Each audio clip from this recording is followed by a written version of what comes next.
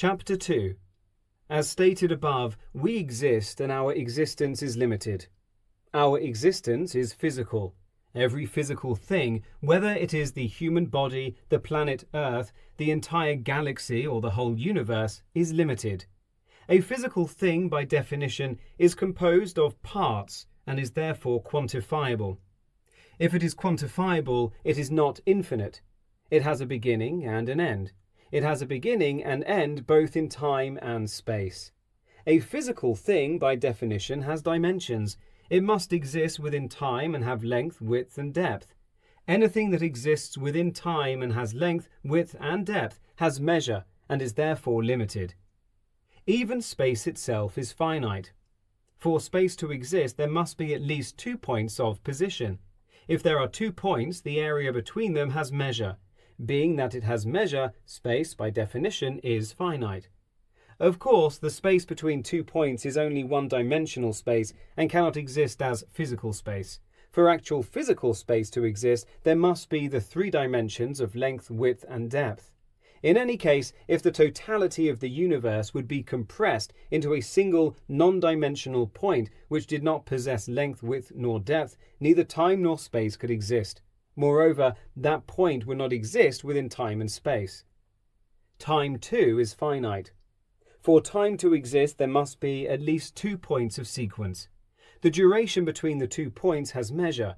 Being that it has measure, time, by definition, is finite. Obviously, that which is measurable cannot be immeasurable. It has a beginning and end.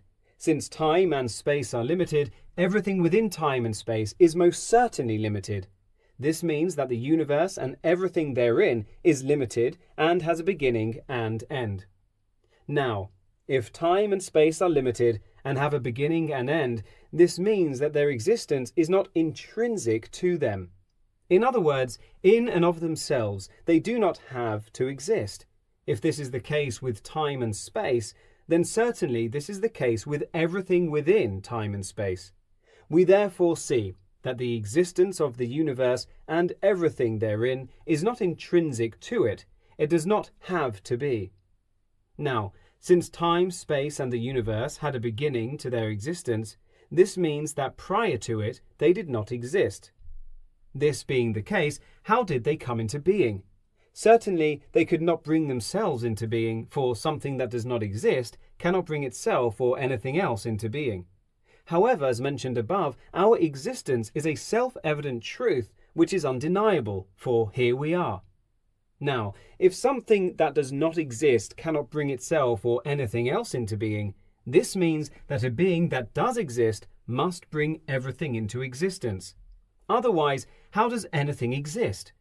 However, this being cannot be limited to time and space.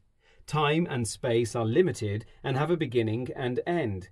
If they have a beginning, there was a point when they did not exist. If they did not exist, they could not bring themselves into being. If time and space cannot bring themselves into being, then certainly any being which is limited to time and space cannot bring itself or time and space and the universe and everything therein into being. Therefore, we must say that this being is beyond time and space. Furthermore, this being cannot be a limited being with a beginning and end whose existence is not intrinsic to it. A limited being has a beginning and end. Since it has a beginning and end, it does not have to be. Its existence is not intrinsic to it. Since its existence is not intrinsic to it and it has a beginning, this means that before the beginning it did not exist. Something that does not exist cannot bring itself or anything else into being. Therefore, we must say that this being is eternal. There was no point when it did not exist, nor will there ever be a point when it does not exist. Its existence is intrinsic to it. It must be. From this we understand that this being is the true being whose existence is intrinsic and not dependent on any other being. The existence of the universe, however, is not intrinsic to it. It does not have to be, and by itself it cannot be. On the contrary, its existence is an anomaly which must be imposed upon it by this true being whose existence is intrinsic and above time. As explained above, it is impossible for a limited being to bring itself into being.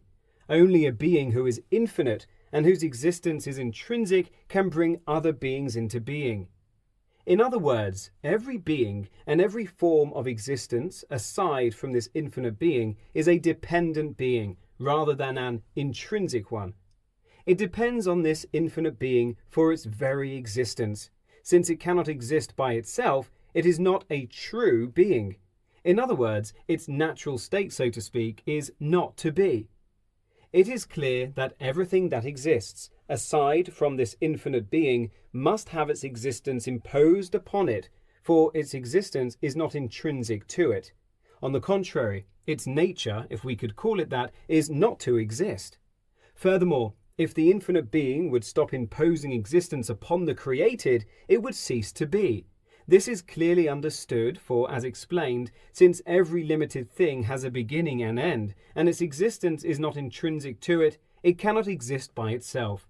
Furthermore, as explained above, time and space are also limited and do not have an intrinsic existence. Their existence too must be imposed upon them. Therefore, everything that exists within time and space must certainly be compelled into existence along with time and space. Furthermore, it is necessary to say that this infinite being is an absolute singularity whose existence alone is intrinsic and independent. In other words, there can only be one truly infinite being who exists intrinsically without beginning or end.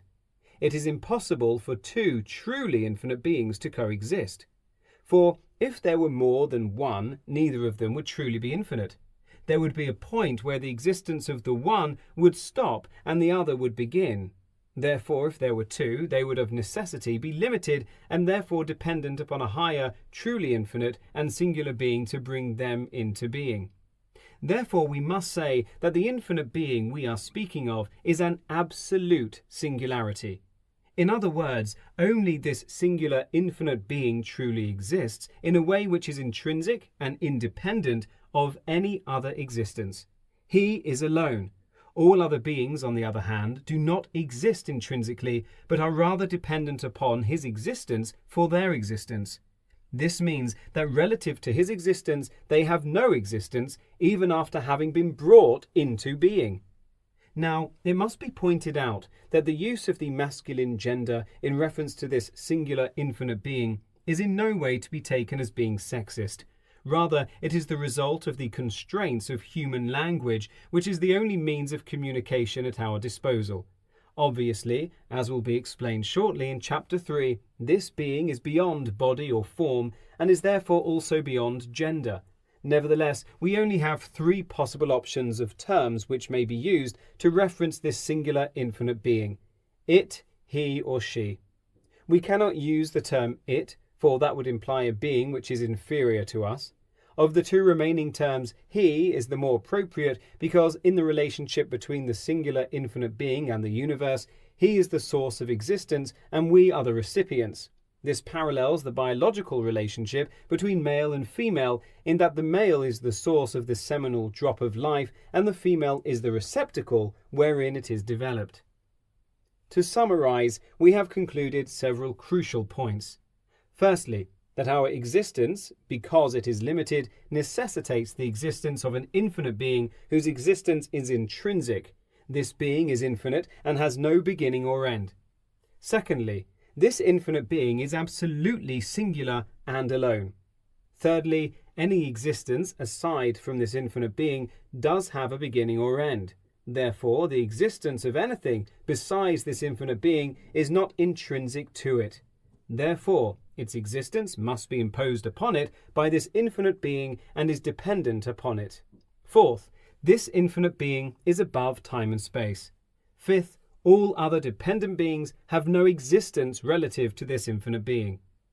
It would therefore be improper to worship anything other than this singular infinite being. If one were to worship anything besides him, he would be worshipping a created, limited entity that does not have an intrinsic existence and whose existence is dependent and imposed upon it by the singular infinite being. He would therefore be guilty of worshipping a false god.